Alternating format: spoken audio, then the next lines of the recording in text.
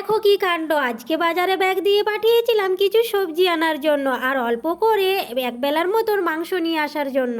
তবে এ যে একেবারে বাজার তুলে নিয়ে এসেছে।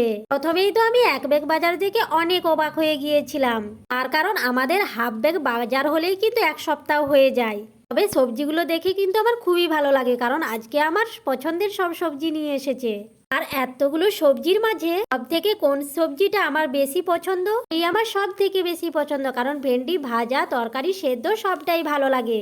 আবার মানুষ তো মাত্র দুজন আর নিয়ে এসে অনেকটা চিকেন, আর আমাদের তো পেটটা একদম ছোট, এত সবজি একেবারে রান্না করেও কিন্তু খেতে পারবো না। কিন্তু এই টাটকা টাটকা সবজি দেখে মনে হচ্ছে যেন একদিনেই রান্না করে খেয়ে ফেলি।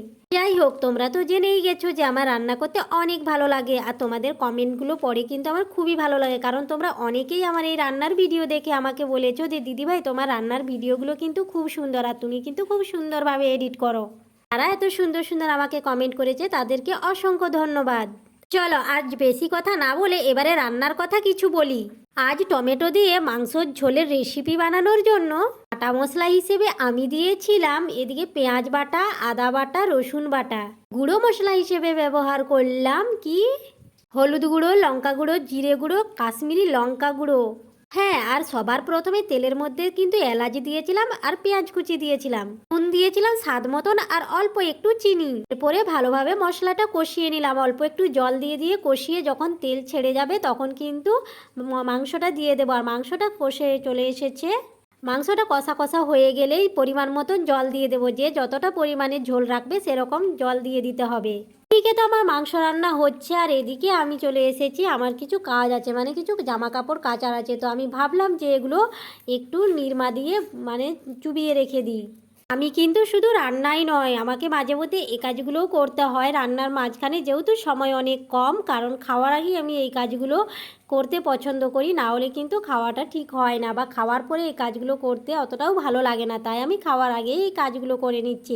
আর ওইদিকে তো আমার মাংস সেদ্ধ হচ্ছে আর আমার হাজব্যান্ড গেছে স্নান করতে বাথরুমে, আমি তাড়াতাড়ি এই কাজটা করে নিই। আর তোমাদের কেমন লাগে আমার এরকম ছোট্ট ছোট মিনি ব্লগ দেখতে অবশ্যই কমেন্টে জানিও, আর যদি ভালো লাগে সবাই একটু পাশে থেকো, লাইক কমেন্ট শেয়ার করে দেওয়া। আর যদি ভালো লাগে ভিডিওগুলো, প্রত্যেকটা ভিডিও যদি ভালো লাগে তাহলে ফলো করে পাশে থেকো, তাহলে নেক্সট ভিডিওগুলো তোমাদের সামনে চলে যাবে। ফাইনালি আমাদের খাবার রেডি হয়ে গেছে। তো এই যে একটা ছোট্ট ভিডিও নিয়ে নিচ্ছিলাম যে কি কি খাবার হয়েছে। তো এইদিকে তোমাদের অনেক কিছুই কিন্তু দেখানো হয়নি ব্যস্ততার মাঝে। এই যে এদিকে স্যালাড বানিয়েছিলাম, চিকেন কষা, আর এদিকে চিকেনের অল্প ঝোল, আর এদিকে পাঁপড় ছিল। তো আমরা তো খেয়ে নিচ্ছি, তোমরাও সবাই কে কী খেলে অবশ্যই কমেন্টে জানিও, আর কীরকম হয়েছে সেটাই আমি একটু খেয়ে টেস্ট করে নিচ্ছি। আমার বর বলছে আমাকে আগে দেবে না তুমি আগে খাবে, তো ভাবলাম ঠিক আছে তুমি আগে খাও, তারপরে আমি লাস্টে খাবো।